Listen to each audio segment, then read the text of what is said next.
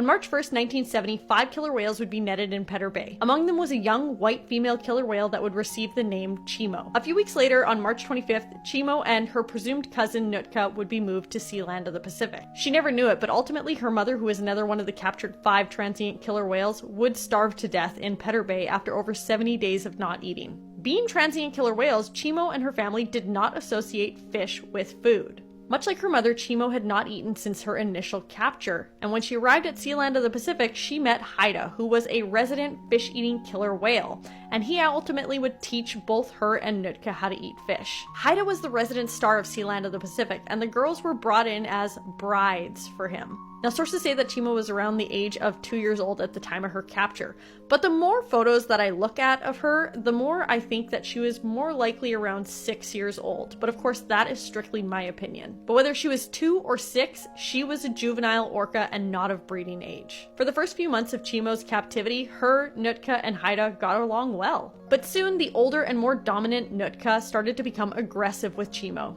This isn't surprising to me because in transient society, they live in small matrilineal groups. There will be one dominant female leading her children. And while they often socialize with other transients, these aren't permanent pairings. It's said that the stress of Nootka's aggression towards Chimo was causing Chimo to have skin issues and become ill. And because Chimo was Sealand's prized white whale, they sold Nootka to another park. Being a white whale is a huge tourist draw, but for the whale, it's not all it's cracked up to be. Chimo had Shediac-Higashi syndrome. This form of leucism affected her eyesight, hearing, nervous system, and compromised her immune system. She was often prone to illness as well as bleeding. And unfortunately, with Nootka's departure, things for Chimo actually got worse. Haida was a growing boy and he was becoming increasingly sexually aggressive with Chimo, and in the mornings she would often be found bruised and bloodied from the night before.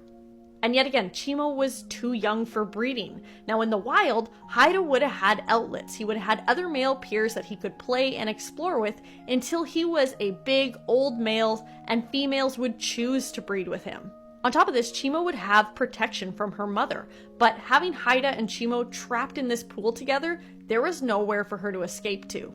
On November 2nd, 1972, 2.5 years after Chimo's initial capture, staff noticed that Haida was extremely agitated. But they didn't see Chimo, and when divers went in to go look for her, they found her entangled in the nets of her pen with cuts all over her body. Ultimately, the cause of death was said to be infection caused by Shediac-Higashi syndrome. But the owner of Sealand, Bob Wright, had a tendency to lie to cover things up, and to this day, most people still believe that Haida actually killed Chimo. Whatever the ultimate cause of death was, it's just really sad to think that this shy, music-loving whale had such a horrific last couple of years of her life.